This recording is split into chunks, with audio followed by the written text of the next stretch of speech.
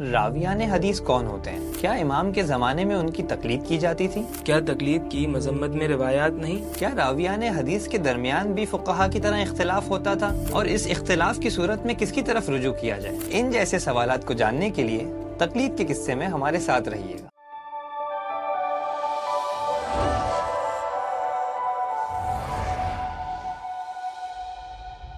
بعض لوگ یہ سمجھتے ہیں یا ان کو یہ سمجھایا جاتا ہے کہ راویان حدیث صرف ایک ٹیپ ریکارڈر کی طرح حدیث کے نقل کرنے والے کو کہا جاتا ہے اور ان کو کوئی حق نہیں ہوتا کہ حدیث کی شرح کریں یا حدیث سے حکم شرعی استنباط کریں۔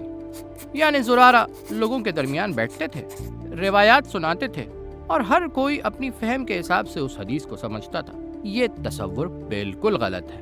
چلیے کتاب کافی 7ویں جلد کی جانب شیخ کلینی نے اس جلد میں مختلف اصحاب کی آراء کو نقل کیا ہے، جبکہ اس پر کوئی قول معصوم ذکر نہیں کیا۔ یعنی وہ اصحاب لوگوں کو روایات ذکر کیے بغیر فقط حکم شرعی کا خلاصہ بیان کر دیا کرتے تھے۔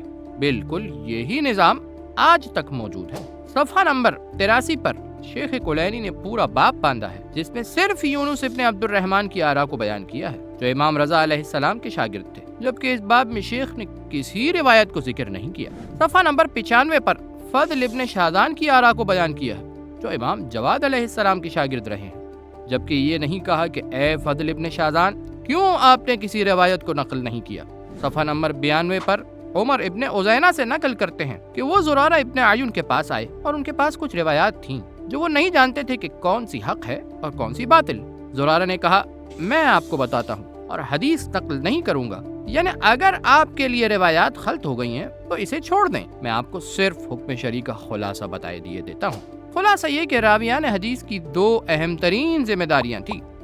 پہلی یہ کہ ائمہ اطہار علیہم السلام سے احادیث کو نقل کرنا اور اس علمی میراث کو ضائع ہونے سے بچانا۔ دوسری یہ کہ حسب ضرورت لوگوں کو فتاوی شرعیہ بیان کرنا۔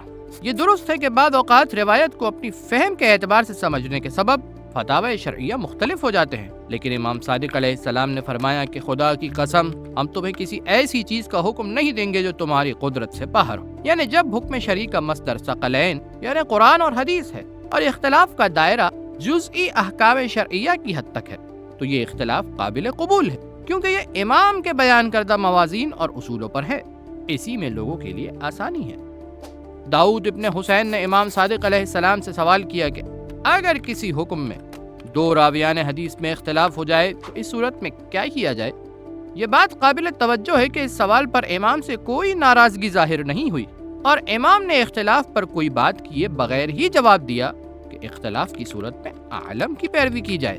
امام نے فرمایا کہ ان میں سے افقہ اور ہماری حدیث کی نسبت سے عالم اور سب سے زیادہ باتقویٰ کی جانب نگاہ کی جائے اور اسی کا حکم نافذ ہوگا۔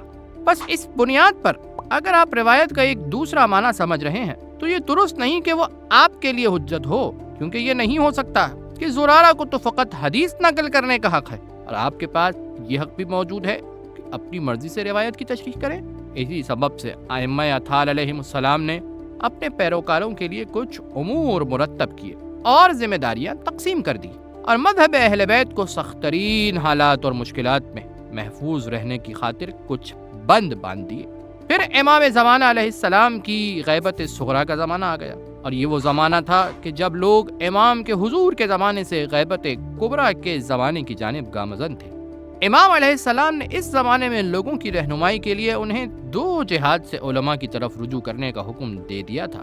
نمبر 1 روایت حدیث، نمبر 2 فتویٰ، اور 329 ہجری یعنی غیبت کبریٰ کے آغاز سے لے کر آج تک تقریباً 1100 سال گزر گئے، علماء اسی طریقے پر چل رہے ہیں۔ گویا کہ یہ راویان حدیث کا سلسلہ جاری ہے اور یہ وہ بنیادی نقطہ ہے جو حوضہ نجف اشرف اور حوضہ قم مقدسہ میں موجود ہے۔ کیا مجتہدین قرآن اور حدیث کو چھوڑ کر اپنی مرضی سے فتویٰ صادر کرتے ہیں؟ سید خوئی علیہ الرحمہ نے سید سیستانی حفظہ اللہ کو کون سی اجازت دی ہے؟ کیا تقلید کی مذمت میں روایات نہیں ہیں؟ تقلید کی کتنے معنی ہیں اور ہم کس معنی میں فقہا کی تقلید کرتے ہیں؟ ان جیسے سوالات کو جاننے کے لیے تقلید کے قصے میں ہمارے ساتھ رہیے گا۔